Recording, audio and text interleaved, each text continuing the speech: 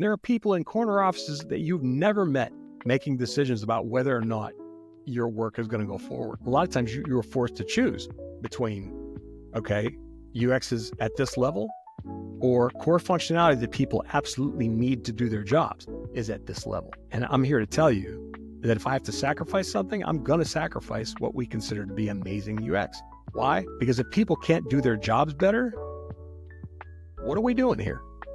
One of the problems with design and UX is that we are always talking about design or UX.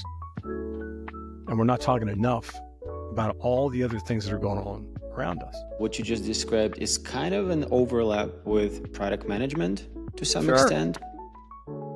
Sure, but if nobody's doing it, who cares? I use this language because it legitimizes what I do. It paints me as professional. I use these big diagrams. We create these artifacts, these massive customer journey maps that no one ever actually reads. They look cool. Right, personas. I mean, it all makes great sense on paper. But I sort of think that we have a habit of hiding behind those things because we feel like that stuff legitimizes us. If you want to know what's wrong, find the places where people are stepping outside what they're supposed to do and they're doing something else, right? Those are huge, massive clues for product improvement. And in a lot of cases, those translate directly into cost or profit. Welcome to the new episode of Product Craft. My guest today is Joe Natoli, a veteran of the UX industry, teacher, author of 10 books, and the founder of UX 365 Academy. Joe brings a refreshingly pragmatic take on improving products by focusing on the real-world challenges. This episode is packed with no-nonsense insights and practical advice. Please help spread the word and share your thoughts in the comment section. It means a lot hearing from you and also helps the algorithm to bring this to more awesome folks like yourself. All right, here we go. Joe, you're an accomplished UX consultant, UX researcher, speaker, author, trainer. You taught over 350,000 students through your online courses. You published 10 books. And for 30 years, you've been an adjunct professor of UX and product design at Maryland College of Art. You worked as Chief Experience Officer at Armada Health, as art director, as designer. You've tried so many different modalities. Obviously, you've been around for a while in this industry. So I'm really excited to speak to you today. My motivation to start this podcast was to talk with people who have dedicated their lives to the craft of making product, like in a broad sense. My own understanding is evolving with each episode that I do in terms of like what craft means, what it means today. Before we dive into all that, I had the first question for you.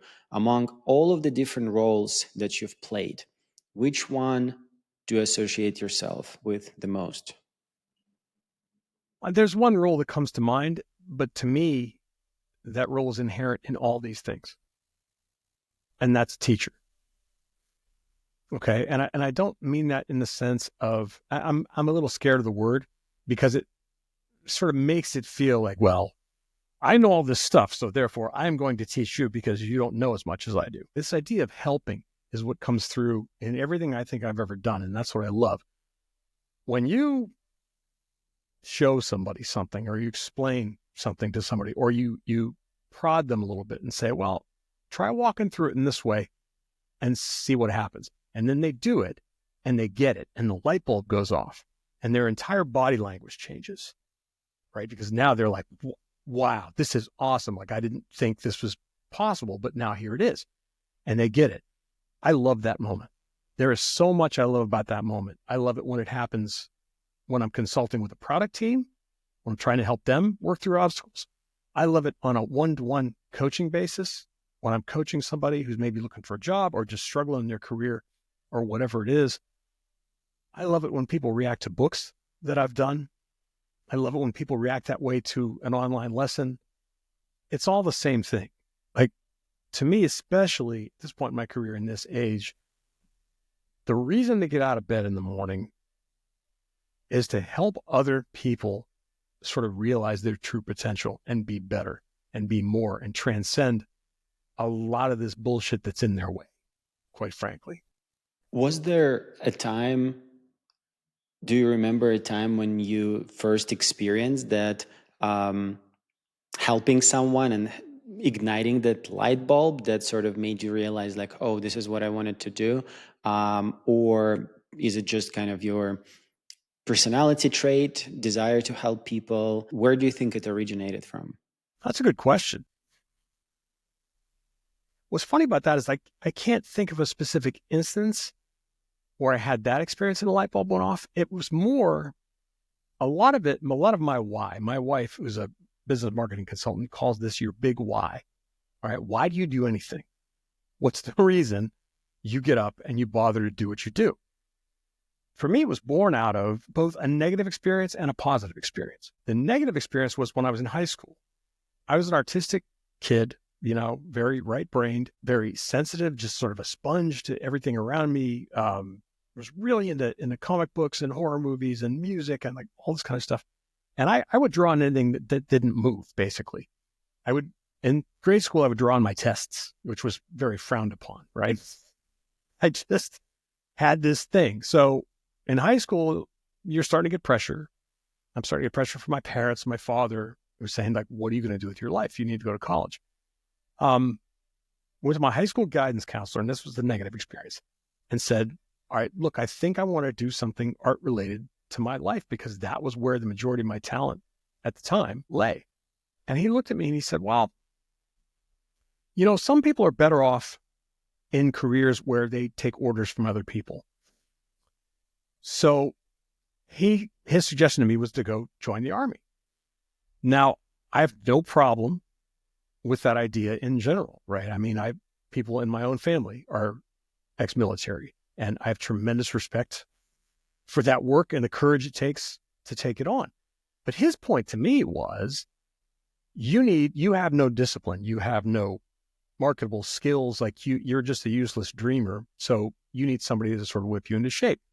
And that made me really angry.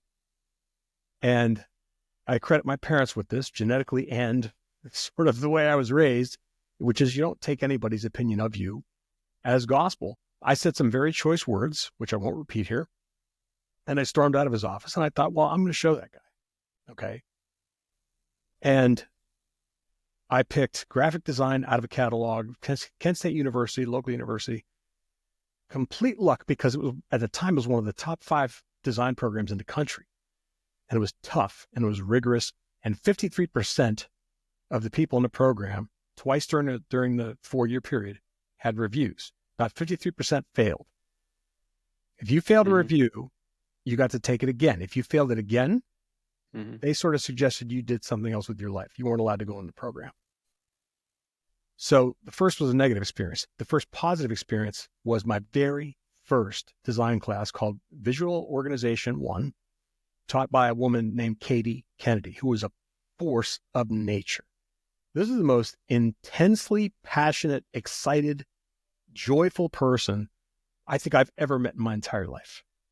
Okay. She passed several years ago, which was just kind of broke my heart, because I'd lost touch with her. But she lit a fire under me. Like to her, design was the greatest thing you could do with your life, every aspect of it. Right. So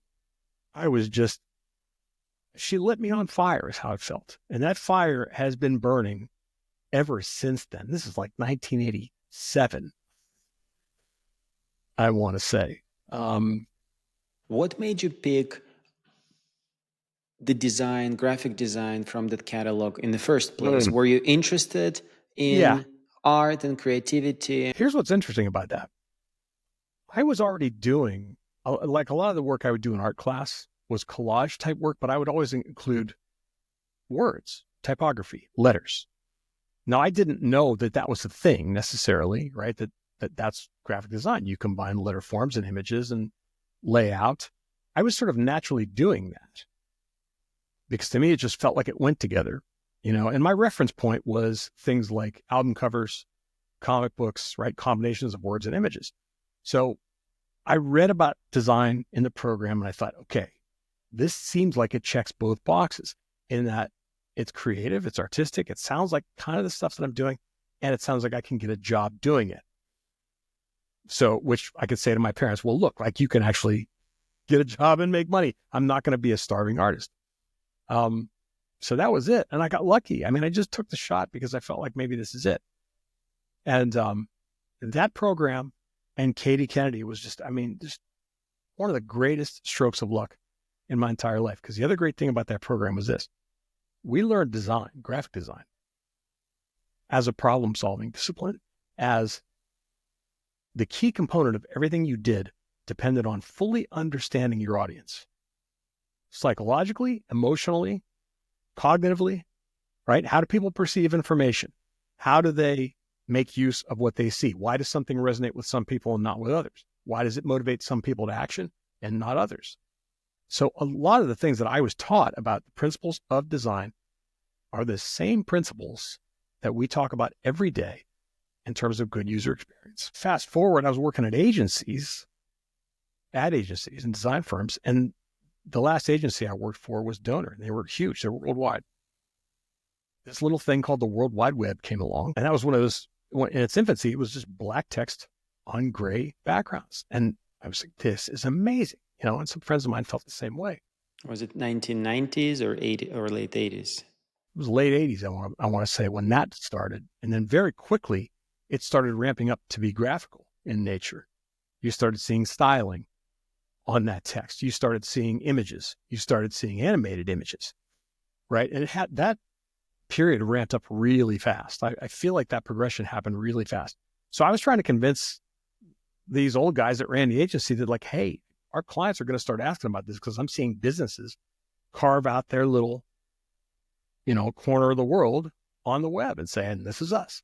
They were like, whatever. It's a fad. It's a trend. It'll pass. And I was like, I don't think so. So I was brave enough or dumb enough or naive enough to say, all right, fine. I'm going to go off and do this on my own. I'm going to design for the web. Mm-hmm. No idea what that meant. Mm-hmm. Right? None.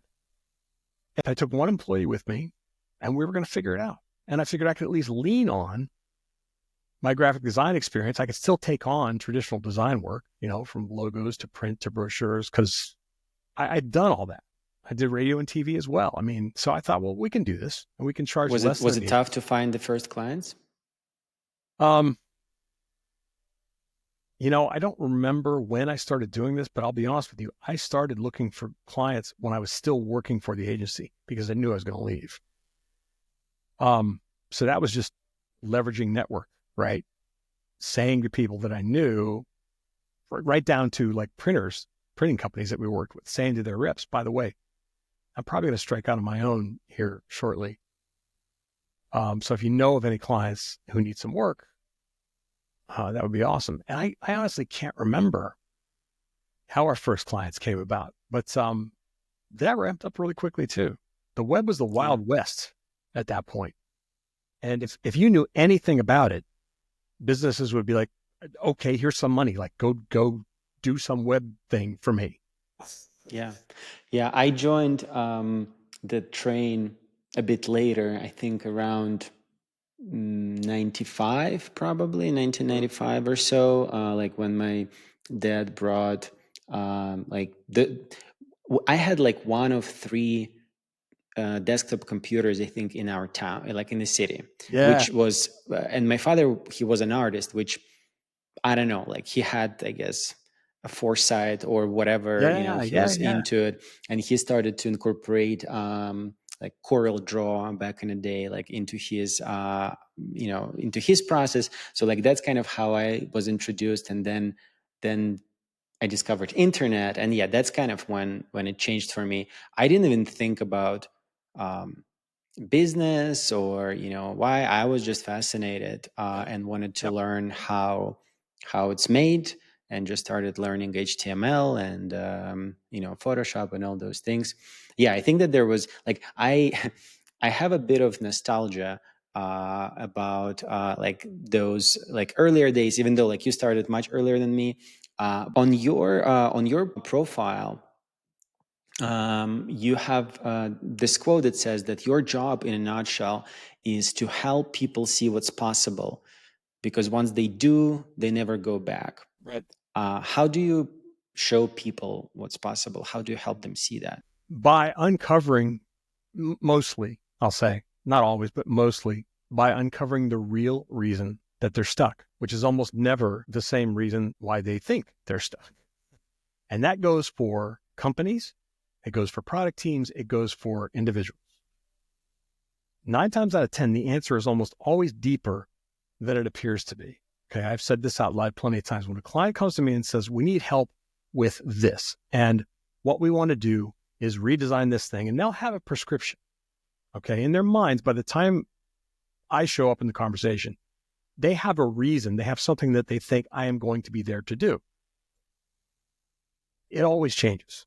Always, always, always. So what I do when I listen to that conversation, I kind of take what they're saying with a grain of salt, because I know it's not the thing that needs to be done. Just that's through experience. That's not because I'm omnipotent or I'm smarter than they are, or I know everything. It's nothing like that. It's just time and experience teaches you that what you think is the problem at the outset is almost never the actual problem. Like I'm fond of saying, the thing is never the thing.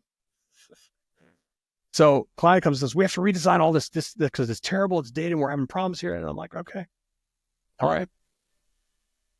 The first order of business is finding out what exactly is happening and why it's happening. And then how bad is this and how often is it occurring? And there's a long laundry list of things, okay, that you find. And your first order of business is to figure out the sum total of all that and then figure out, okay, what's on the very bad, very often list. And sometimes those are things related to visual or interactive design or information architecture or workflow problems or redundancies or poor functionality. The way information is architected and stored in a database, it could be all sorts of things.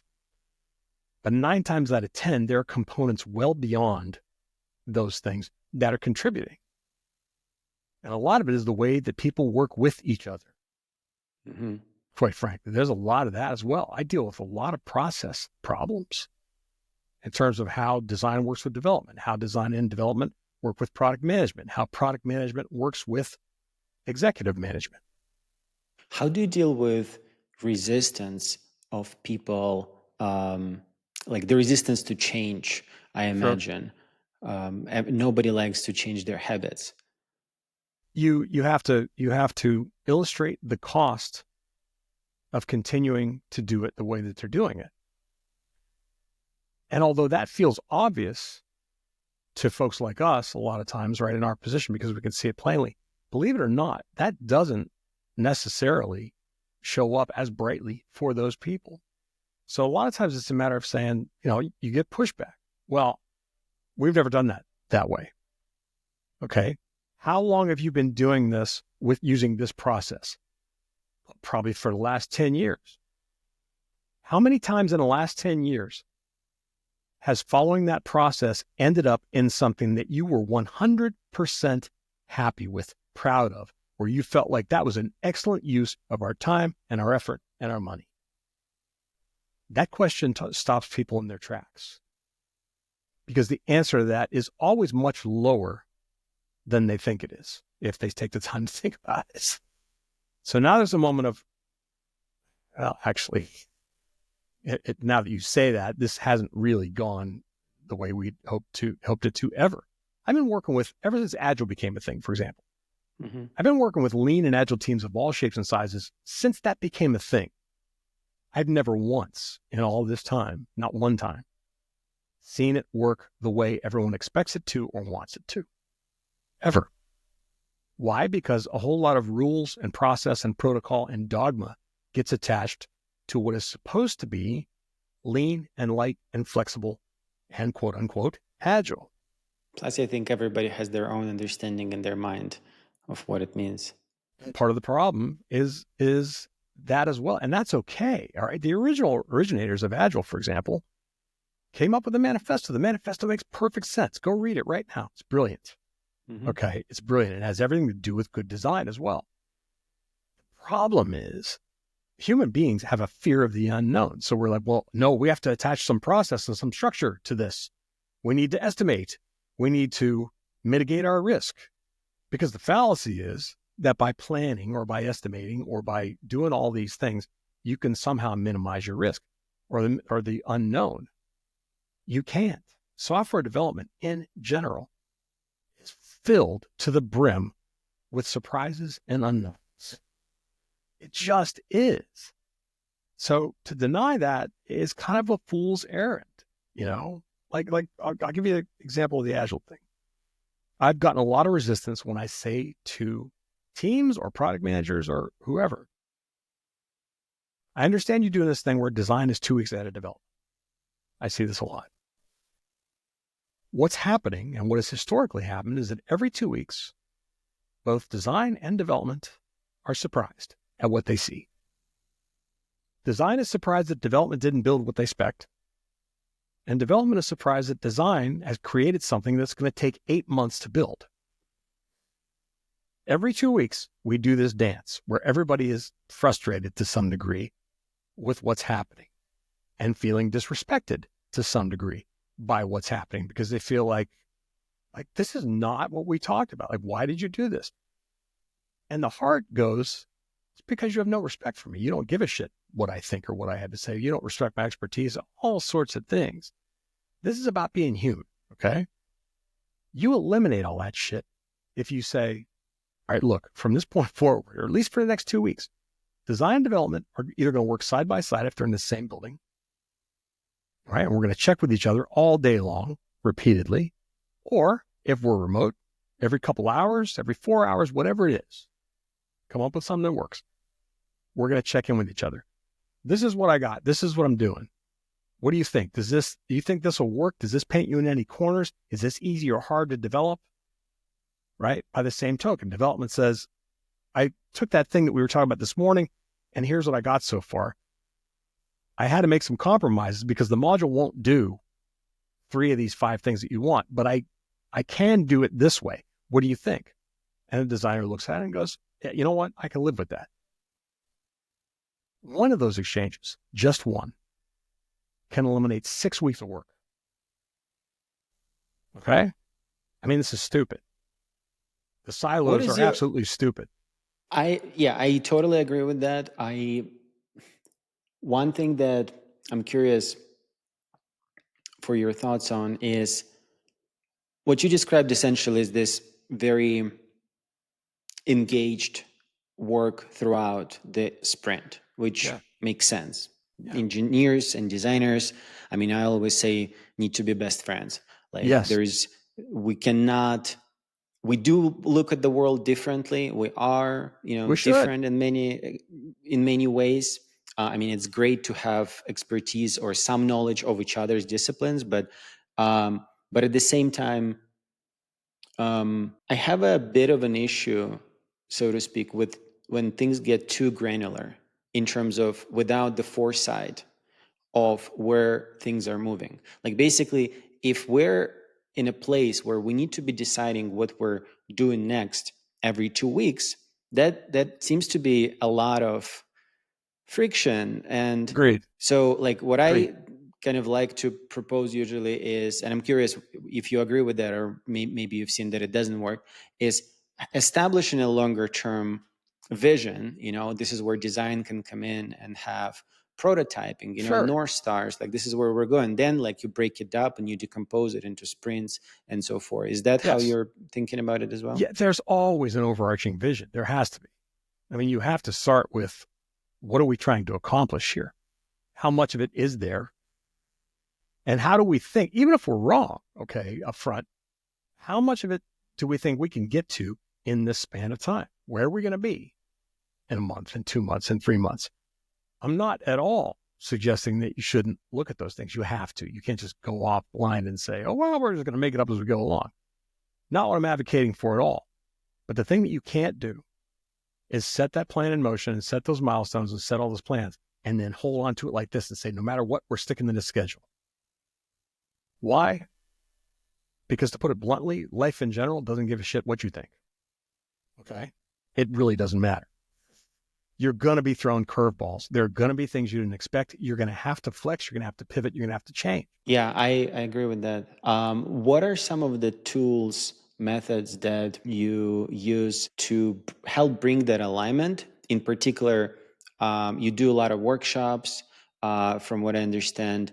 And I think that part of the process that you were just describing is to help in the teams to streamline how they operate, to make things flow better. Like, what are some of the more like tactical, practical things that you do? Is it small group meetings, or I don't know, one-on-ones? It's both. It's both. I mean, there's a lot of both. And in a consultation engagement, whether it's a week or it's 6 months, whatever it is, there's an awful lot of both, And the thing about changing the way people work is that you have to give them something that is really easy to adopt, easy to execute on, that's practical, and it has to be something that delivers a return almost immediately.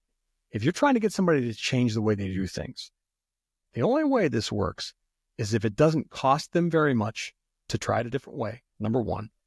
And number two, if there's a very fast cycle where they see the value of it. It's got to happen quickly, right? Otherwise, they're like, this is stupid. Why are we doing this? One of the ways I do that, and this always surprises people at the outset, when we'll get together, I'll say, I want a bunch of people in a room on day one. This is my thing. I want as many people from as many departments in that room on day one.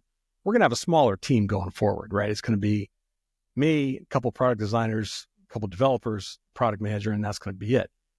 But on day one, I want a lot of people in that room. And the reason is this. Number one, I want everybody's stuff out on the table. If there's disagreement between stakeholders, I need to know what it is. If there are people who have expectations outside of what the product team is aware of, we need to know.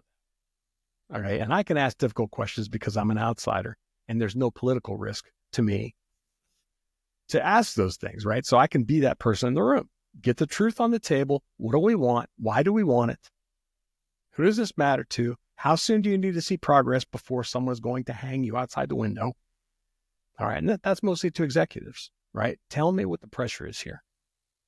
You usually, I imagine you would have kind of a champion that is the person who brings, who advocates to bring you a product manager. Almost always, yeah. Almost always. It can be a VP of product in some cases. What are the catalysts for them to decide that, we need to bring Joe in? They've tried a bunch of stuff and it hasn't worked. Mm-hmm. They've adopted any number of UX principles or practices or processes, and they're still not getting the results they expected. Or they've hired 3 consultants before me and they haven't gotten the results. The needle is not moving, whether that's time or efficiency or profit, making or saving money. Something has not changed. And by the time I get a phone call, something is broken in some way. Besides the process itself and kind of like how people operate and work together, what role in it plays the expertise and the craft of the team itself? I think that's huge. Okay. And I'm gonna try to connect all this. I don't know if I'll do a good job, but I'm gonna certainly try. I told you about my first college professor, right? Mm-hmm. Katie Kennedy's entire thing was one word: craft. And what she meant by that was attention to detail, excellence, right? Refusing to just accept anything at surface level, making sure that everything was done in a thoughtful way where you considered what's the impact of this choice. And that could be visually, it could be in terms of the organization of elements, it could be in its appropriateness for the intended user, intended audience, any number of things, but craft is inherent in everything that we do. So by way of example, one of the things I often do, similar to the Agile thing I just talked about, once we get past this initial meeting, my only tool ever is a whiteboard and markers. That's it for the time we're together. Now, there are people sitting in the room working on laptops. And what I want more than anything else is I want a developer sitting in that room who's actually coding while we're talking. while we're drawing stuff, whether it's a workflow, it could just be boxes and arrows, right? We're trying to think through how somebody does something to, okay, maybe that shows up on the screen like this and you draw a really rough UI. That person is sitting there coding a ridiculously rough prototype with the tools that they use every day in the system and the environment to see if it holds water. Is that going to work? Can we actually do that? How hard is it to do that? They're trying to get a sense right then and there of how hard that is to do. Now, to me, all of that is craft. And the reason that craft matters, the reason that ridiculous attention to detail and having it all happen concurrently matters, is because 9 times out of 10, that developer will look at me, similar to what I said a minute ago, and say, we can't do that, but we have a module that does this. This is probably 70% of what you're talking about. What do you think? If we look at it collectively and we all feel like, you know what, that's more than good enough. It's not what we imagined, not what we wanted necessarily at highest level, but man, it works. It's simple and it's not going to cost us anything. So the answer is, yeah, do it. Done. Tabled. We're not ever having that conversation again. Okay. We just eliminated months of work in 20 minutes. That's what the attention to detail, attention to craft gets you. When every single person in that room is not only focused on the conversation that's taking place, but they're focused on doing active work of some sort to try and prove it out one way or another, everything changes. So you're almost essentially facilitating, taking a real life problem that they're working on, a particular thing with a particular challenge, and helping them think through that. At least that's what I'm hearing. Yes, but what I want, but the key point is that there has to be an element that's grounded in reality. This isn't just brainstorming to come up with ideas, a pie in the sky like, oh, it could be this or it could be this, or we have research that tells us maybe it's this. Those things are all good and they're valuable and they're useful. But I want to know right now if there's a significant obstacle preventing us from going down this path. I don't want to learn this in 6 weeks. I want to learn it now. Right? So that all of our effort is worthwhile. That's kind of my goal. I want to make all of our effort worthwhile. Do you see the team successfully following that process, without you? Yes.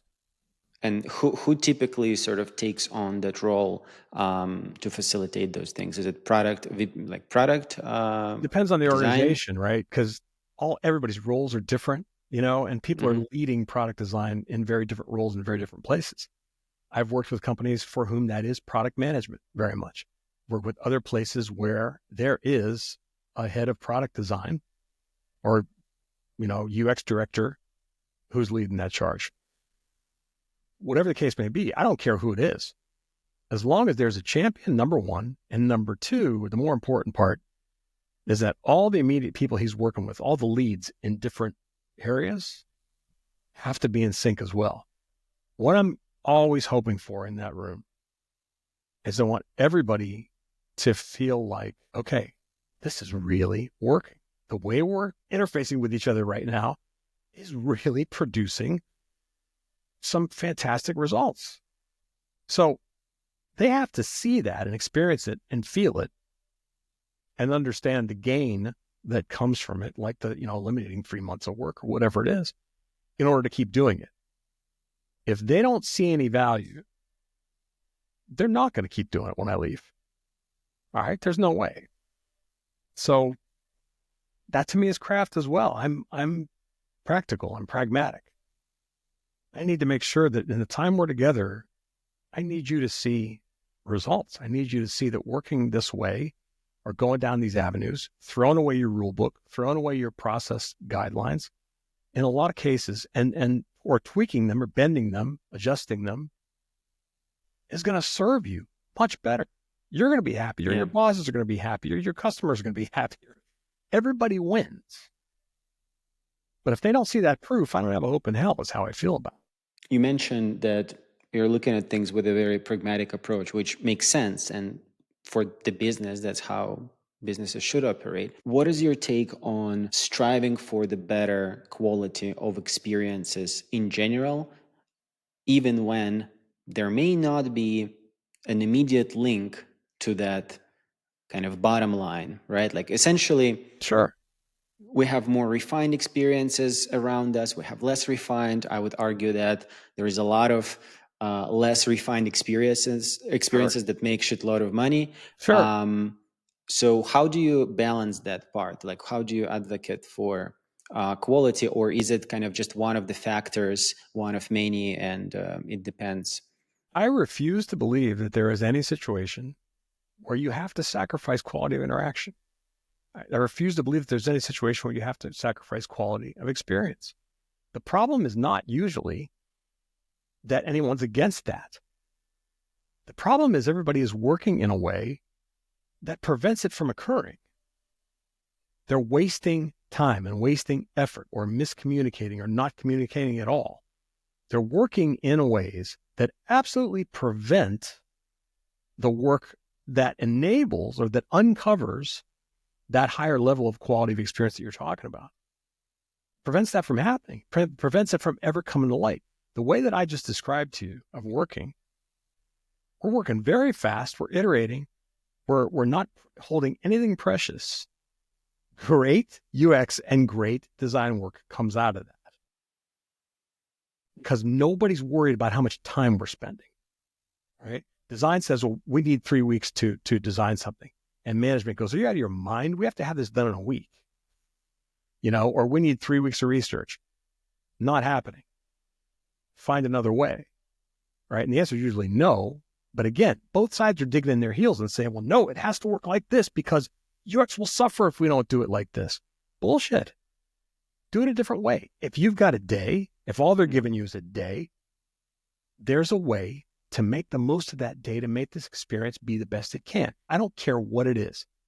I have yet to see, 30 years down the road, I have yet to see an instance where that is not true. I do not believe that UX has to ever take a back seat, ever. What does happen is there are trade-offs, right? A lot of times you're forced to choose between, okay, UX is at this level, or core functionality that people absolutely need to do their jobs is at this level. And I'm here to tell you that if I have to sacrifice something, I'm going to sacrifice what we consider to be amazing UX. Why? Because if people can't do their jobs better, what are we doing here? That's the point. So part of this also is expanding your definition of what good UX is. Yeah, 100%. I think for designers overall, it's critical to think beyond, aesthetics or what we believe is polished, and Hard to let go of. but I think, in my opinion, if we don't consider that, and if we don't start speaking the same language as executives, as product managers, as engineers, then we're also not going to be able to advocate for, like, That's right. everybody needs to hear that we're all on the same page and working towards the same goals. Yeah. Oh, yeah. There's different ways to arrange teams within a company, and it depends on the size of the organization, obviously. But simply put, you have engineering, you have design, you have product management. Do you believe them to be peer functions, or maybe not necessarily? Maybe. I think they have to be. There has to be integration. There has to be collaboration. Things go off the rails when there isn't, quite frankly. And a lot of companies don't have that. Don't get me wrong. This by and large doesn't exist. I mean, the way companies are structured in terms of engineering versus design versus, whatever. If research is a separate entity, I've seen those instances. And then you have marketing, and then you have sales. And companies by design, okay, are set up for diametric opposition across departments. It's just the nature of the thing. So, can I change the org chart of a company? No, I don't have that kind of power. But can I convince the people in those factions that they're all stronger, that their world personally, politically, in a lot of cases, gets better if they're doing a little more of this? Yeah, I can. What are the tools and ways to articulate that to be heard, like on the executive level, to bring, usually I would imagine that design is the one that kind of put aside or under a particular function. So how do you advocate for bringing everything on a peer level? You have to start having different conversations. Okay. One of the problems with design and UX is that we are always talking about design or UX. And we're not talking enough about all the other things that are going on around us. There's a talk I've been doing for the last couple of years now. There are variations of it, right? The last one was called "No One Cares About UX and What You Should Be Talking About Instead." It's a harsh way of putting it, but I was trying to make a point, right? And trying to wake people up a little bit. When you talk about design improvement or UX improvement, you have to couch it in things that those people you are talking to care about. If they can't see a straight line between what you are proposing or recommending and what they already want, what they already need to happen, you're in for a long battle. And you have to do it in a way that uses their language instead of yours. Right? Anyone who knows me knows my problem with jargon and terms and all this other shit. I don't even use the term UX with clients if I can help it. I mean, I don't. I talk about what's the problem we're trying to solve. How are we going to do it? How are we going to get these people working together? How are we going to get the difference between what marketing wants and what sales wants and what the VP of product wants and how are we going to get all these things in line? That's the conversation we need to have. And we know damn well that if we don't solve this problem for customers, they're going to continue to jump ship. Right. And that's happened to me with clients a couple of times. They're in a situation where customers, longtime customers who account for a lot of revenue, are jumping ship because they're like, we're tired of waiting for you to deliver this innovation that you've been promising for the last 5 years. Okay. This is a wake-up call for everybody. I remember reading some post, and I think it was a story by former VP of design, I think at Coca-Cola of all places. And it said that like one of the tips he was providing is to eliminate the word design from vocabulary, like when communicating to stakeholders. He's like right. not even talking about that at all. So which is similar to, I think, what you're saying. That's me. My only thing is I want to know what everybody's problem is. What are we trying to fix here? What is it? Where is it? Why is it occurring? And how do we figure out where to attack it first, right? Because it's always multi-pronged. Where do we go? What do we do? And you can't be precious about methods or tools or processes or people's roles or how they're supposed to work together in order to get that done. Organizations, especially large organizations, are complex. The problems are complex. They are too complex to solve by simply saying we throw this process at it and everything works out wonderfully. It doesn't. You have to have a lot of tools in your toolbox, a lot of methods, a lot of processes, a lot of different ways to try things to figure out what's going to work. This book that just came out, the User Experience Team of One through Rosenfeld. Now, the title is UX Team of One, but to me, it applies to every single person doing this work because you're always in a tight spot. Design and UX to this day is still somewhat disrespected, maybe marginalized in a lot of companies, first on the chopping block when layouts come around, that kind of thing. And part of it is this insistence, this adherence to it's always got to be this way. No, you need a lot of things in your toolbox to pull out at any given moment to solve the problem at hand, because a lot is going to be thrown at you. So one of the things that I really wanted to make sure we did with this new edition is acknowledge that reality.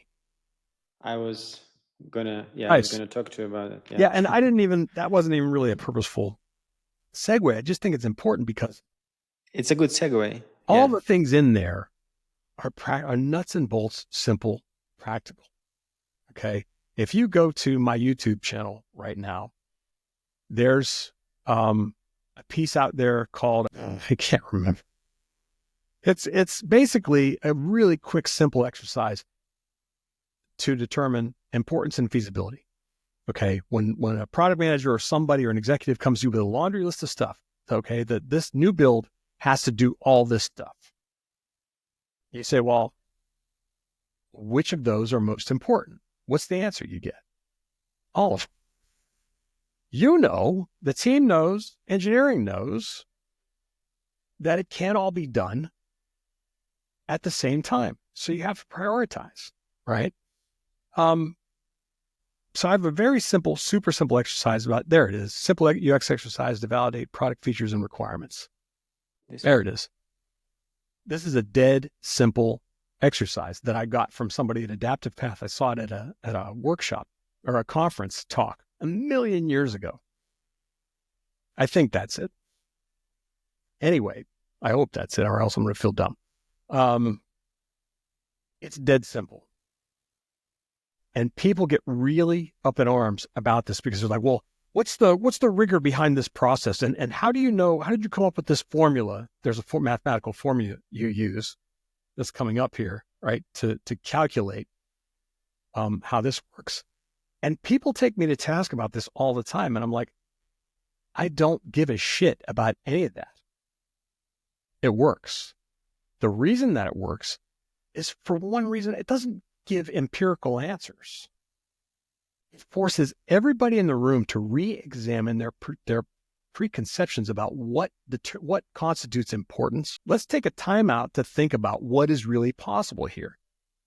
It's ridiculously simple, but it works wonders. I've done it in a room with 5 people. I've done it in rooms with 20 people where people couldn't agree. Is it the exercise to determine whether or not to move forward? Yes. To prioritize a feature? Yeah. Are we doing this? Number 1. And are we doing it right now? Number 2, if the answer is yes. If the answer is no, if it's not important and it's not feasible, we're not talking about it. I don't even want it on this list anymore. There's another thing, and I'm pretty sure I adopted this from somebody else as well, about strengthening user stories, which a lot of teams use, to turn them into validated requirements. So there's 2 statements. If you say, as a user, I want this so that this. You attach conditions to both of those statements where you say, the current inability to do this is causing what problem? Or if we gave users the ability to do this, it would enable this opportunity. If you can't attach either statement to an item on that requirements list, if you can't attach either statement to a user story and have it make solid sense, nobody knows why they're doing it. Okay? There's no reason for it to exist. And that happens in every place I've ever been. So again, this is all, getting back to your question, these are all practical ways to sort of uncover the truth. You have to forcibly make people step back and think and go, you know what? Maybe we don't need that. Would you say that this is also what you just described is kind of an overlap with product management to some extent? Sure, but if nobody's doing it, who cares? If product management isn't doing it, you need to. If engineering isn't doing it, you need to. Somebody, I don't care who it is, needs to do it. What do you think of do you think we're moving towards blending of roles and responsibilities? I don't know. I think we've always been there. I think that's part of the problem, okay? These rigid ideas about where my role ends and yours begins. Why does that matter? I need someone literally to explain to me why that matters, other than feeling personally threatened because you believe. Yeah, I was just going to say, because I think people oftentimes are sensitive. I don't know any good way to say this. Okay, it's going to come out harsh, but it's like I'm hearing my father's voice in my head. Get over it. All right, your job is to do the absolute best you can with what's in front of you. And if you care about these things, if you care about your job, if you care about the outcome, which I think we all do, we care greatly about the work we do. It's why we take it so personally. You know, I've said this 1,000 times before, but I'm going to repeat it again. People who say it's not personal, it's business, I think that's the dumbest thing anyone has ever said. If you care about what you do, it is therefore personal, right? And you can only be good at something if you care about it. So it's always going to be personal, but you got to actively work to move that part aside and say, okay, well, I could be wrong here. Or maybe I need this person's help and expertise to make this the best it can be. I understand that feeling. I experienced it myself. I was at a conference call this morning where someone sort of ventured into my space, so to speak. Mm-hmm. And I'll admit, there's some lizard part of your brain that feels threatened, that feels like, well, that's not that's my. You have to actively work against it. You can't give in to that, whatever it is. It's counterproductive in every single case. It really is. Essentially, we need to be comfortable with other people in other roles, Yes. sort of talking about our craft, at the same time, learn perhaps adjacent crafts. It's an interesting thing because, I think the key here is that having trust among the team and continue to nurture it, to know that it's coming from the good place and not from the hostile, intent. Because I mean, at the end of the day, like especially I think within larger companies, there are more swim lanes. Like this is where you are, and this is where I'm at. But we're kind of supposed to be doing all this thing together. And I mean, which is why sometimes a smaller team of like comprised of talented folks who don't really think about who is supposed to be doing what and why, just doing it, and trying it and building it. Well, there's also a difference when someone is telling you what you should do, where they're like, I know what's right, just go do what I tell you. That's a different dynamic altogether. Okay. But here's some people are not going to play nice with you, period. That's the thing. All right. And that does exist. And I'm not by any means suggesting like, well, you have to invite them anyway. No, there are boundaries. And a boundary is, I will do this if you do this. All right. It's an exchange. As long as that exchange is equal, we're fine. When one side decides, no, you're going to do what I tell you because we're only here to do what's best for me, that's a whole different thing. And that's not what I'm talking about here. What I'm talking about is situations where a lot of times people put up barriers between themselves and other people unintentionally. It's something we do because we feel threatened, right? Or we feel like, well, they don't care about my thing. And those people are doing the same thing. They're thinking, well, he doesn't care about the pressures we have to deal with, right? Designers and developers, for example. You know how much of this I see? Are you kidding me? I could write 6 books on this topic alone. And a lot of times all it is a misunderstanding about what the other person thinks of like my discipline, my thing on both sides. And what I often say to teams who are having combat, it's kind of like the same advice that is given about relationships. Somebody has to go first. Okay. Somebody has to open their mouth and say, look, I feel like we're working against each other instead of with each other. And I don't know what that's about. And I kind of don't care. I just know that I need your expertise on a lot of things. And I think we'd be stronger together if we were exchanging information as opposed to sort of staking out our own territory. Somebody's got to do that. Yeah.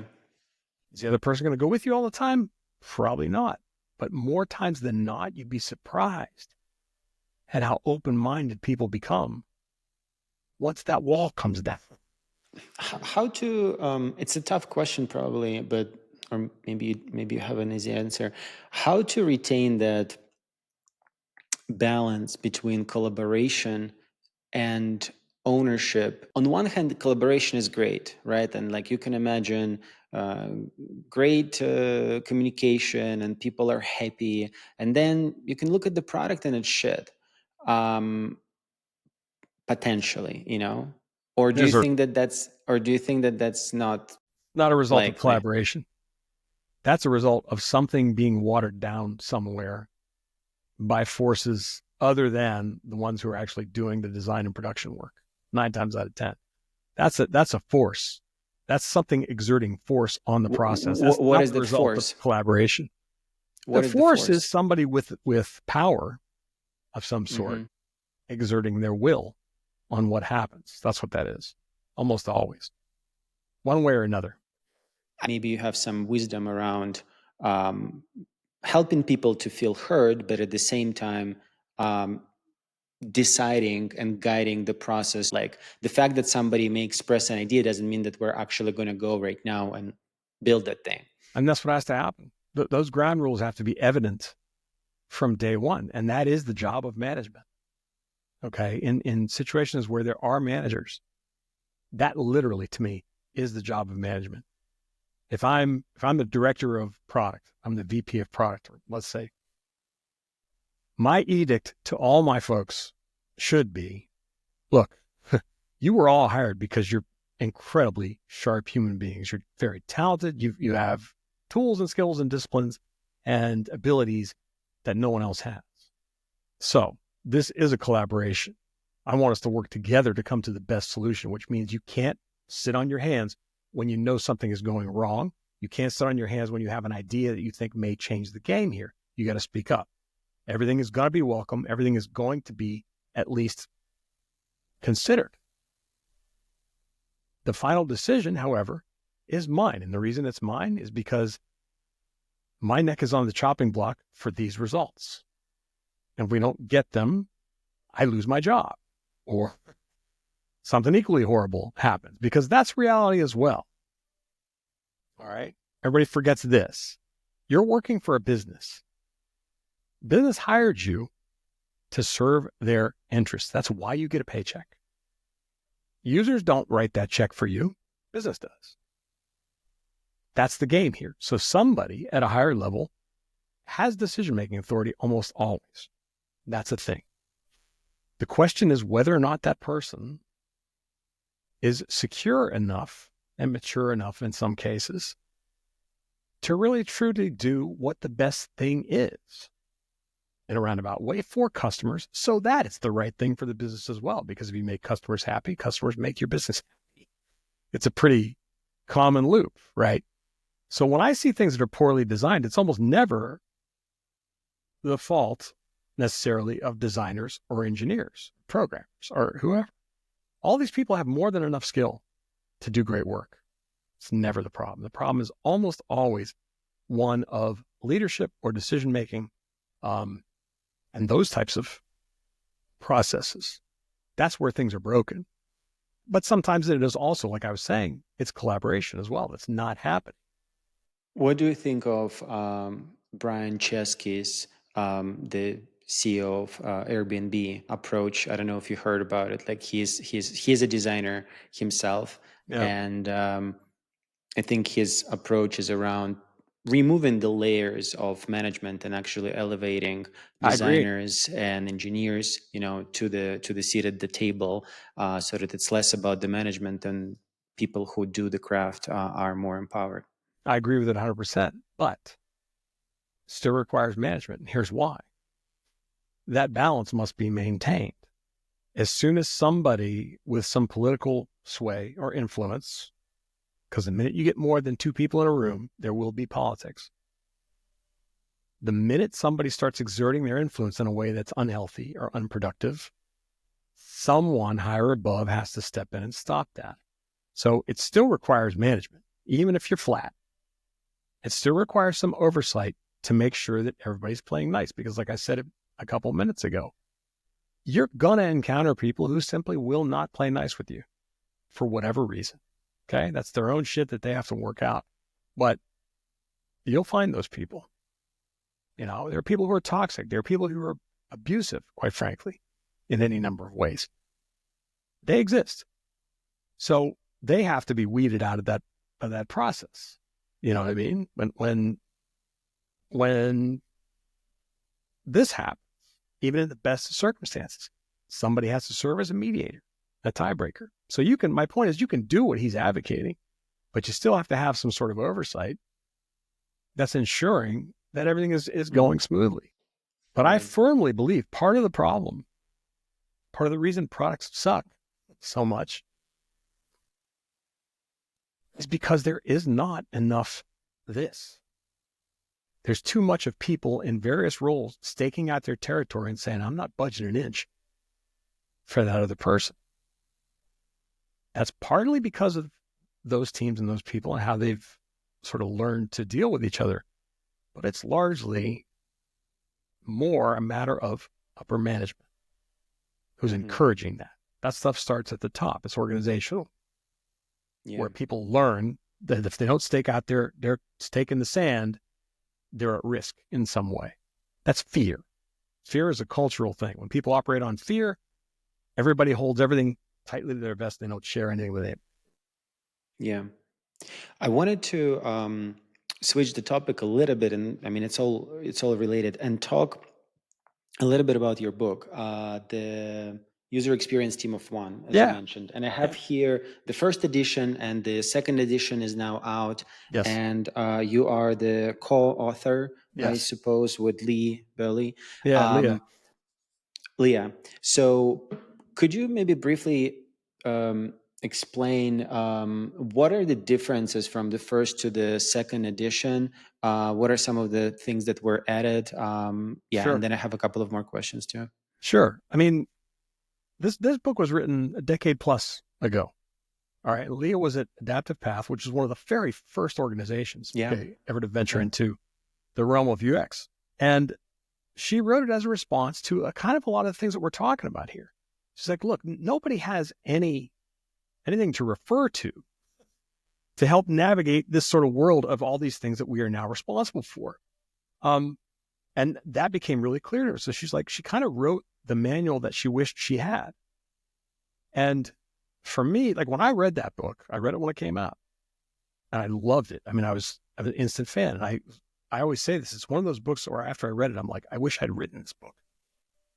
It's down to earth. It's practical. It's no bullshit. It cuts through all the layers of all the kind of stuff that we're talking about and says, look, here's a set of easy, simple, practical things that you can do right now. Not only to figure out what's worth doing in the first place and how to make things better for users, but also how to talk to your business counterparts, how to get everybody rowing in the same direction when all the conditions we just talked about exist. Here's a bunch of ways to go about doing that. So what's changed, obviously, is that some of those methods, there were a couple of them that kind of didn't hold water anymore because things just moved too fast. Now, right? We've ever since the advent of Agile and Lean and everything else, we've kind of, speed is a thing.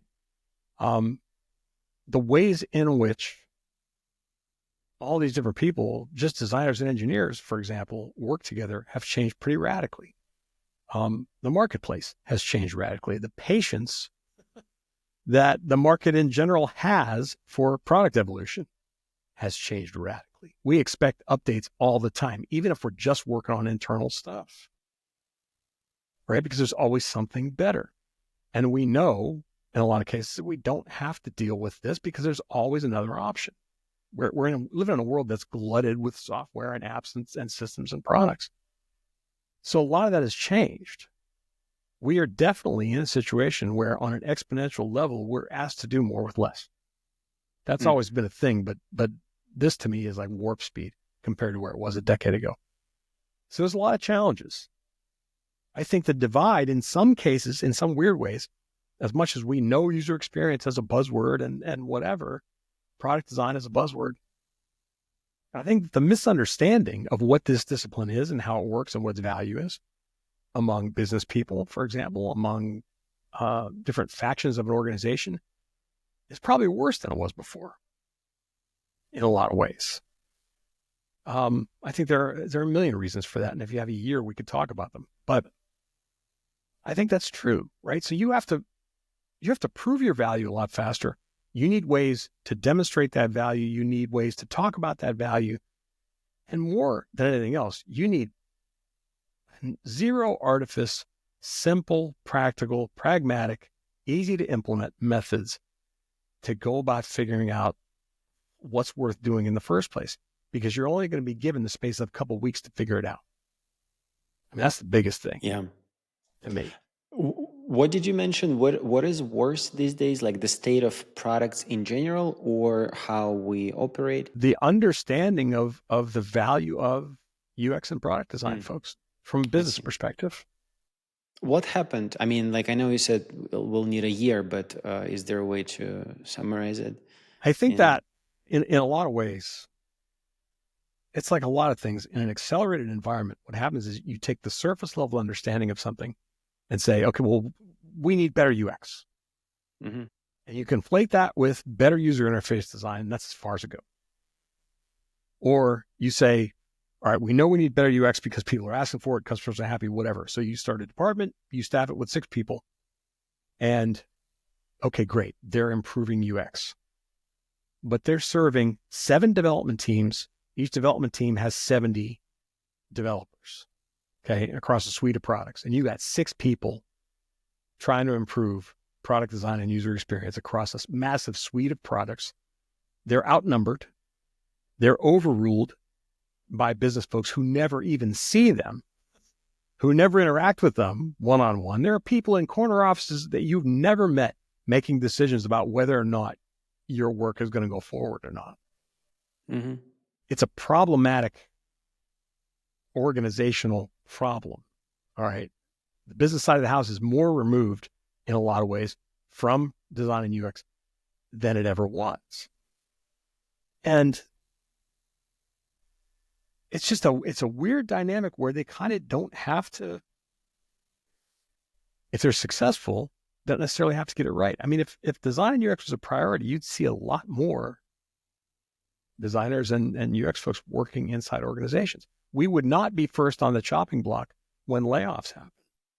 Is one of the root causes is that essentially as the digital industry essentially became a lot bigger, a lot more serious, a lot more commercial, so to speak, serious folks stepped in and now need to manage certain decisions. Like it just became too commercially important to not pay attention to kind of the numbers and a bottom line and spreadsheets. Could be. I think that's entirely possible. And I also think historically, I say this, we talked about it earlier. I think that we do not do a very good job collectively of explaining what we do and how we do it and what its value is. And again, why haven't we learned? Like, I don't know, like I hear it for a long time, and like, aren't designers supposed to be great communicators? I was just talking to my friend, we're recording a podcast, and like at the end he said, it's like, designers are like one of the worst communicators. I don't know, like why couldn't we communicate it? I think it's fear. Well, I think it's fear. Fear? Yeah. Fear of what? Fear of not being respected. Fear of being marginalized. Fear of not being special. Fear of, well, if they understand it, they're not going to see, they're going to think anybody could do it. Or there's all sorts of, and I'm grossly oversimplifying, please understand. There's all sorts of things wrapped up in there. But I think one of the reasons, I think this is human, okay? I think you point to somebody in any profession and they'll tell you that they have some flavor of the same thing. It's this need to be like, well, I use this language because it legitimizes what I do. Okay. It paints me as professional. I use these big diagrams. We create these artifacts, these massive customer journey maps that no one ever actually reads. They look cool. Right. Personas. I mean, it all makes great sense on paper. But I sort of think that we have a habit of hiding behind those things because we feel like that stuff legitimizes us. Right? If we're talking about it in a certain way and we're trying to retain control, like you use the word ownership, which I hate. In general, the concept, I hate ownership. It's like, okay, you're starting a turf war automatically the minute you say the word ownership to anybody. That means it's my say and not yours. There's no winning that. None. But I get it. Okay, I totally understand it because you're like, well, it's my job to make sure that the UX and the UI and the interaction and the information architecture and the language and the content or that the research is implemented, right? Because we did all this work to figure out what customers need. It all makes perfect sense on paper. But the minute you say, that's my call, not yours, not only are you not hearing them, they're not hearing you either. So now we're back to this again. And you've got an entire universe of business folks who really don't understand the true value of what you do, who really don't understand that they could be getting more from you than what you're giving them, more valuable stuff, that they could be using your brain instead of what you can do with your hands. They don't see that because you're not showing it to them. All right, there's a risk inherent in opening up yourself and saying, look, here's what we do. Here's how we do it. Here's how it matters. But you can certainly, at the very least, say, start projecting outward to every person in the organization. We just ended, our last sprint on this big product launch. Here's what happened. Here's how it went. Here are the results that we're tracking. Here's the improvement that we expect to happen with customers. And here are the metrics that are attached to that. And even if it's not metrics, you just say, look, we expect a lot fewer fewer calls to support inside the next 3 months. This really should cut that number down. And we're watching it to see if it does. You have to say those things out loud publicly in a way that the rest of the organization hears it.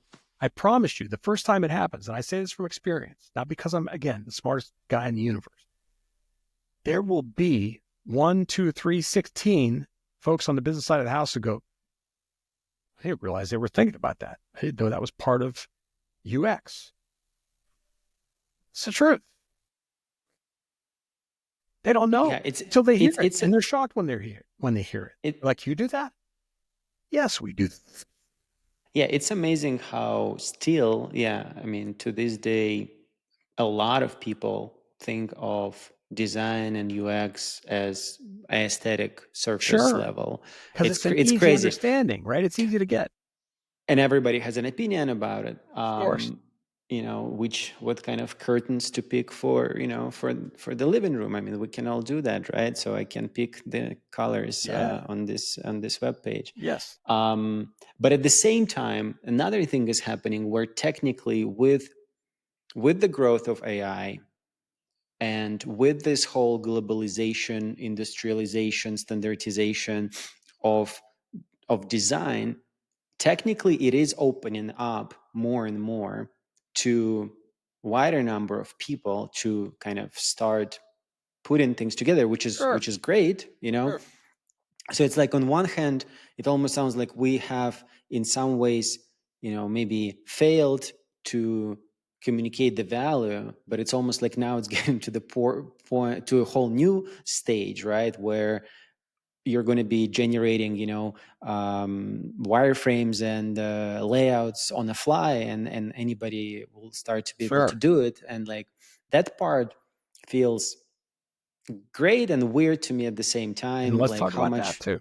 Yeah, let's talk about that. Let's talk about that too, because here's the deal. There are a couple different facets of this. I told you I started in graphic design.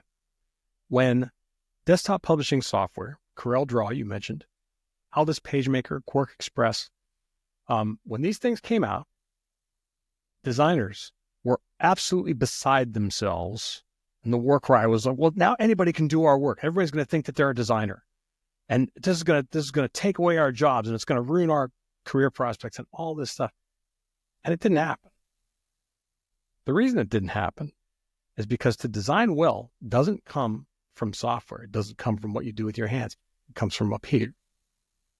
It comes from a rigorous way of looking at the world and understanding human beings and saying, all right, what's needed here? Doing research, right? That was true then. It's true now. I've seen that same thing play out multiple times. I was there at the advent of the web. When web tools started to be democratized, same thing.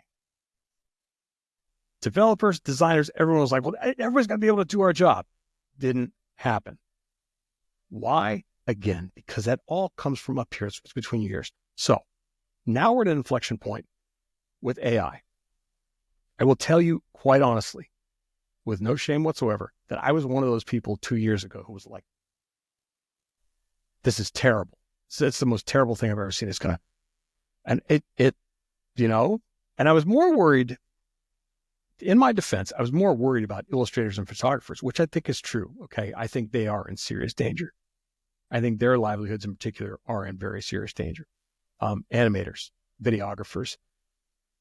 There are lots of places where people are going to suffer. However, product designers, UXers? I don't think so. I think that UI, or AI rather, it has a lot of amazing capability right now. But where it is most valuable is in executing the mundane, tactical work that is the least important part of what we do. How I see AI, and I just did a workshop on this. Okay, it's available at my academy. There's a course called Gen AI Fundamentals. It's about designing AI-driven products. But the other workshop was called Making AI Work for You, which is how UX folks, product designers, can use AI as an assistant, basically. Mm-hmm. Okay, it's like having another person doing your bidding to execute a lot of the repetitive, dull, mundane tasks that you have to do now, but that suck up way too much of your time. We talked about teams. I've yet to meet a team of product designers or UX folks where there were enough people on that team, especially in larger, mid-sized or larger organizations. There's always too much to do. There's not enough time to do it. So those people, even researchers, sometimes get shoehorned into doing UI variations.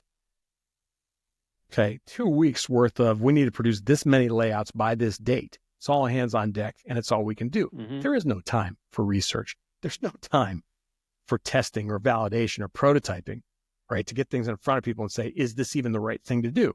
Why? Because the volume of work has got to be done in this time period. You have AI tools like Uizard, I think the one is called.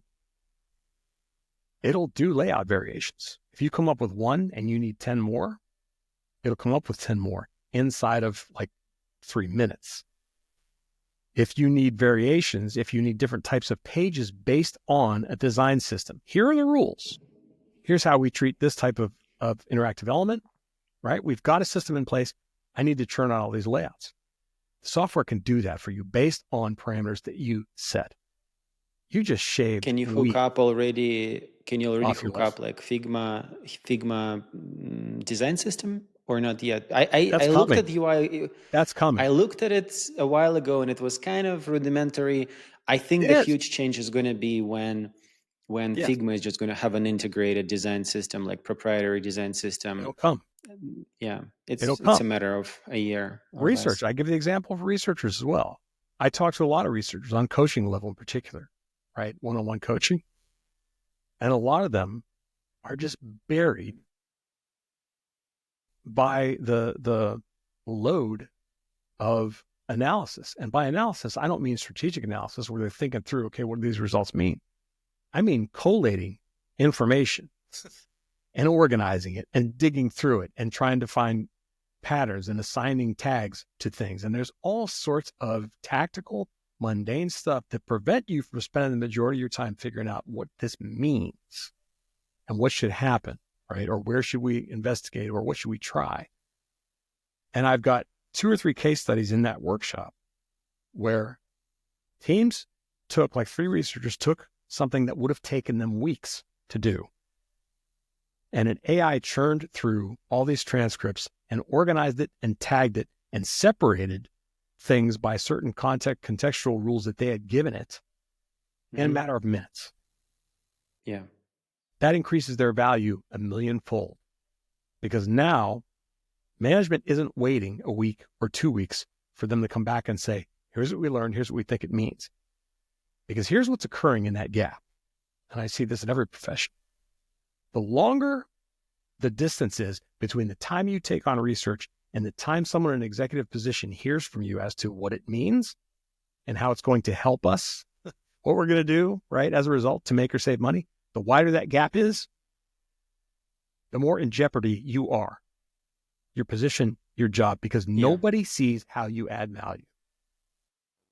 I want to come back to AI in a bit, but since you mentioned research and being fast at research, like decreasing the amount of time between the knowledge that you need to learn something and actually seeing the result. So, what are some of the go-to research methods that you personally advocate for, kind of, because there is so many, like there's a book, 100 UX research methods. You can really pick Of a course. ton.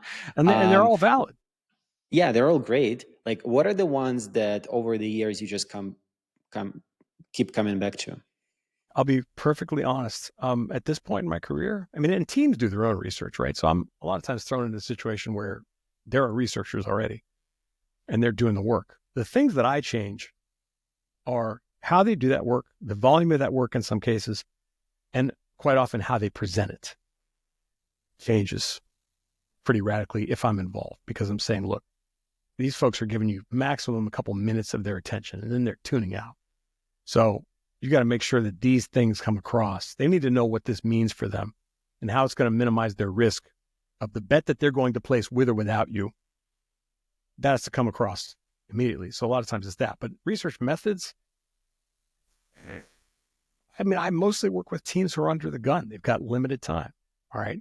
So I say, if we get 5 representative users and we can ask, we have the time and space to ask them all, a decent set of questions where we're hearing things about how they do their work, where they're stuck, what their workarounds are. That's one of my big things. Look for workarounds. If you want to know what's wrong, find the places where people are stepping outside what they're supposed to do and they're doing something else, right? Those are huge, massive clues for product improvement. And in a lot of cases, those translate directly into cost or profit. So I want to do 5 interviews, bare minimum. If we get more than that, hey, that's fantastic. All I really want is 5. I'm a big believer in the Nielsen Norman thing of like 5 is enough. Although I disagree with a whole hell of a lot of what they do and say, but in that particular thing, we're very much aligned. I think past that, you start hearing the same stuff over and over and over. It's like, okay, I get it. And then quickly finding a way to analyze those 5 sessions and look for patterns and look for commonality. What things came up in all 5 sessions? And even if all 5 of those people didn't deal with the obstacle the same way, was the cause the same in all 5 places? You know what I mean? It's things like that. Mm-hmm. It's trying to ferret out commonalities in a really short period of time, in a compressed time frame, because it's usually all you have time for. And then you rely heavily on testing. All right, I'm a huge, massive fan of change a piece of this, not the whole thing. Change a piece of this and release it. You make it a piece of something that is not critical enough where if it doesn't work, you pay a penalty. You're trying to get one piece right. And if you're right about that, okay, let's add in something else carefully in a way where we can test a little bit, tweak it, be right. Okay, good. Now, next thing. I'm a big fan of breaking stuff up into less risk for everybody. Yeah. What I'm curious about is this balance between kind of scripted, unscripted session. I personally often lean on a little bit more scripted aspect. When I have a set of questions, sometimes I may throw one out depending on context or add something in throughout the process. But I like that idea of repeatability and actually hearing, to get those overlaps of data, as opposed to, just kind of a very like ad hoc, just whatever. Because I was curious what you think. I think your core set of questions is always the same. It has to be. You have to have like scientific experiments, right? You have to have a control of some sort so that you can accurately judge what comes out of it. So yeah, there has to be a core of stuff that is always going to be asked of every single person without question. You wander a little bit based on what happens, right? You ask follow-on questions based on something somebody says or does, where you say something in your brain triggers and you go, tell me more about that.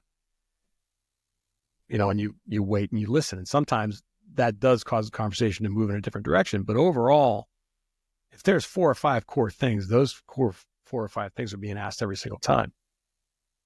Past that, I don't really believe in a fully scripted user interview, because you have to allow room for the stuff that people wouldn't tell you otherwise.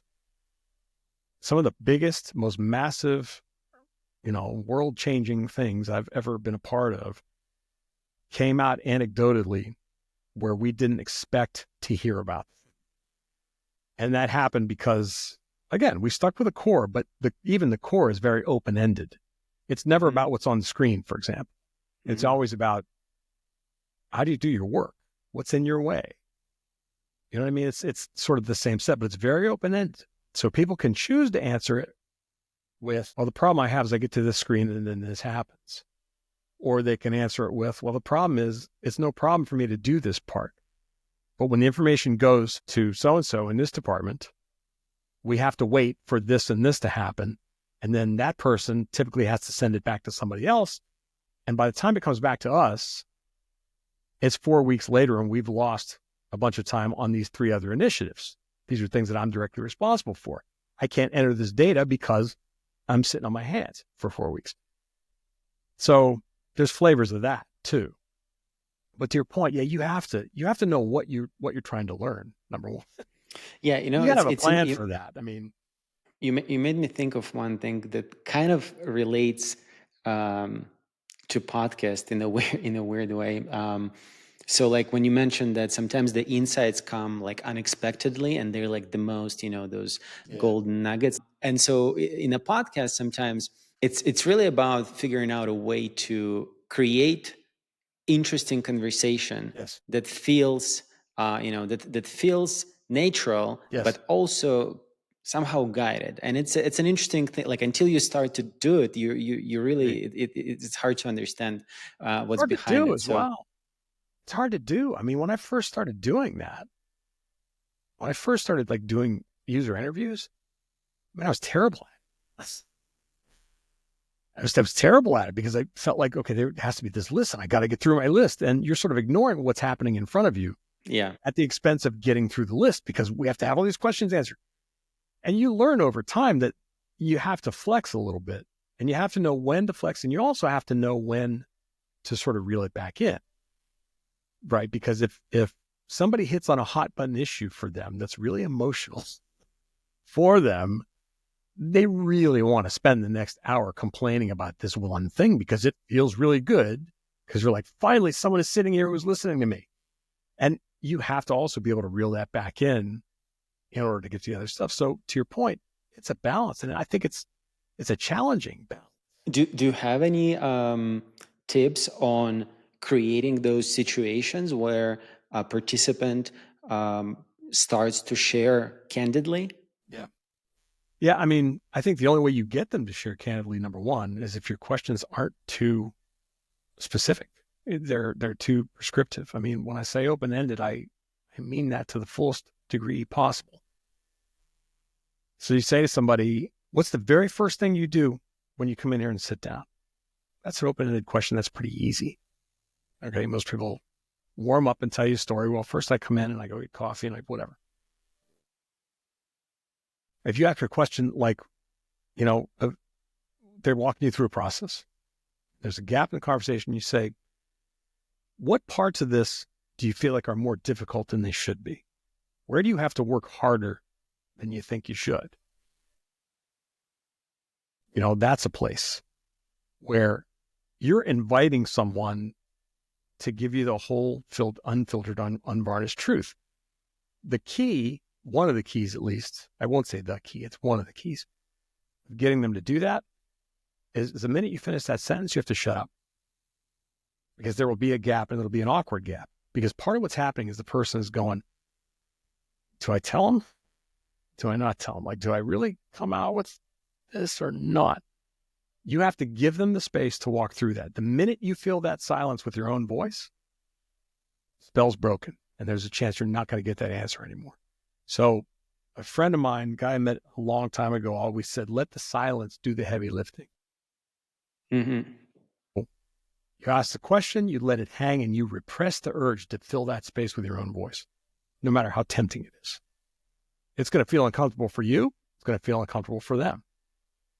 But that space is really important to allow them some level of walking through. How can I do this in a way that's comfortable for me? They need that. That's a good one. That's a good one. You have UX 365 Academy. And so you mentioned about it earlier. Who is it designed for, so to speak? Who are the typical students? Are they current designers, or are they people from other professions who want to become, UXers? Both. I'd say that the audience is students are almost evenly split between practitioners, people who are practicing, and that's senior level, junior level, mid-level, entry level. There's a lot of that. There is also a significant number of folks for whom they're entering into UX, either from a related profession.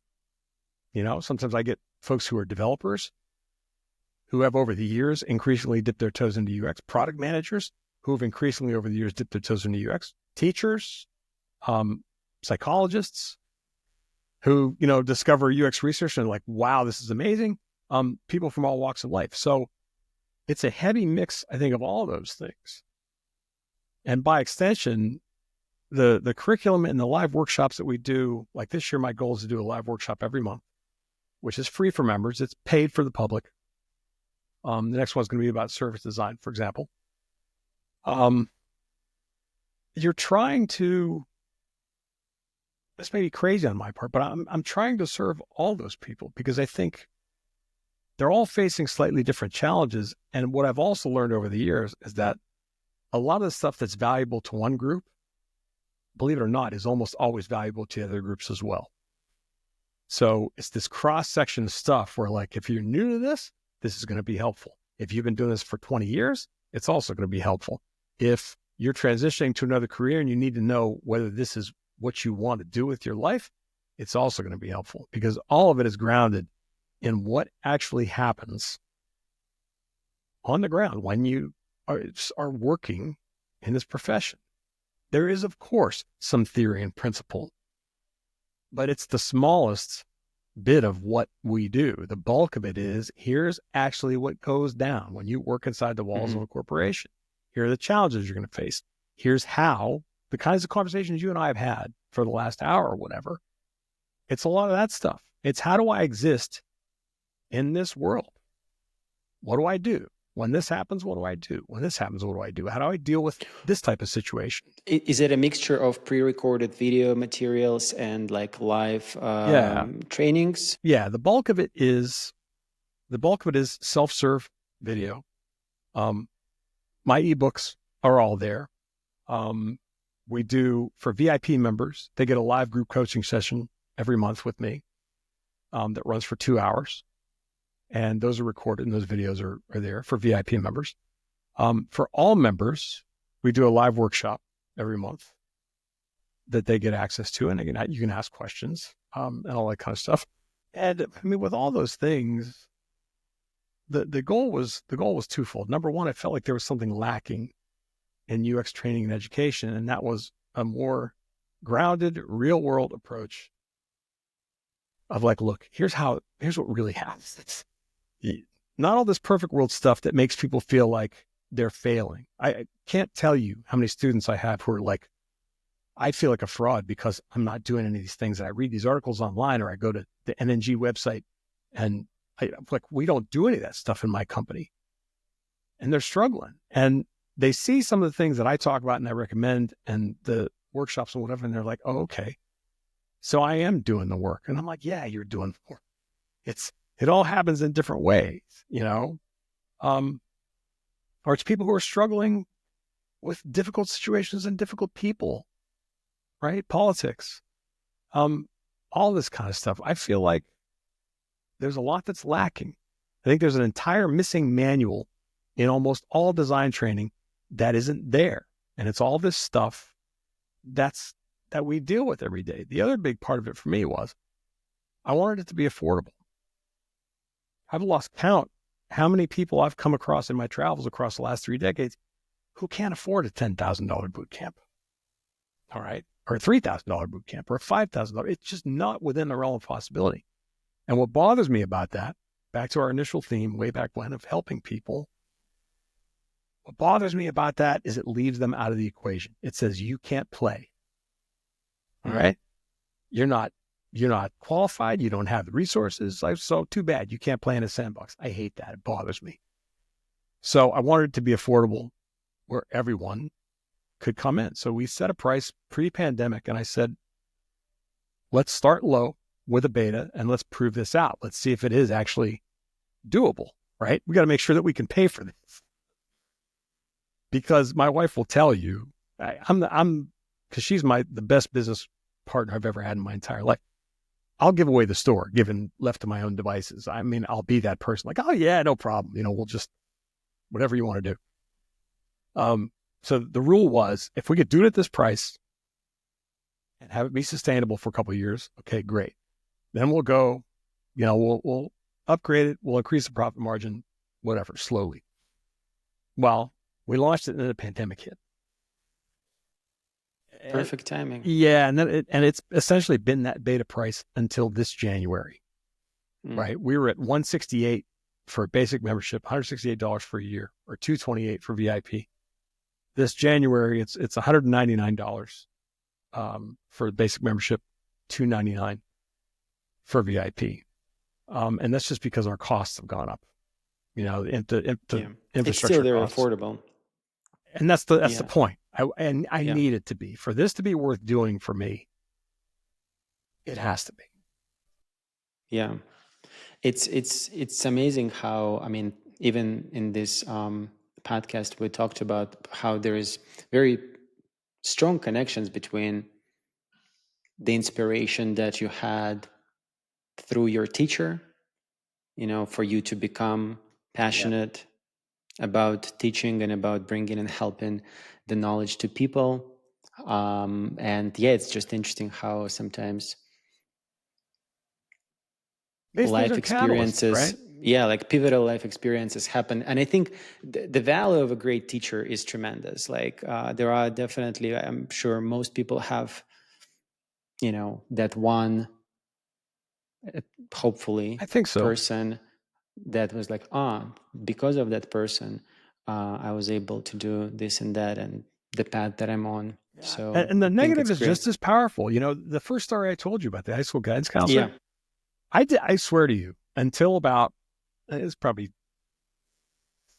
12 or so years ago, I was having a conversation on a podcast and or an interview of some sort. And the person asked me kind of about what my motivation is. And what's funny is that story came out of that question. And it was at that moment where I realized, part of what happened, the way that guy made me feel that day, like I was less than, like I was like, no, you don't have a right to your hopes and your dreams and your whatever. I realized in that moment that is a major motivating force behind everything that I do. Yeah. It is an insistence of like, no, you're not going to tell me where my limitations are. You're not going to tell me what I can and can't be or what I can and can't do with my life. And a big part of my goal is to make sure that nobody ever feels that way. Yeah, psychologically speaking, I read it somewhere that most of the time people are able to change their behaviors, like their habits, because of the negative consequences, as opposed to like potential negative consequences, as opposed to the upside benefits. Joe, thank you so much. It's been really incredible. Where can people, for people who want to learn more about you and what you do, where people should go and visit? Sure. I spend way too much time on LinkedIn, so you can always find me there. The UX365 Academy is at www.ux365academy.com. My personal website, which also has a ton of links to podcasts and videos and freebies of all sorts, free ebooks, is at givegoodux.com. And you can also learn more about my consulting services there as well. And those are the three big places, But awesome. and look, if you find me on LinkedIn and you got a question about something, feel free to ask. Thank you so much, Joe. Appreciate you. Thank you. Coming on.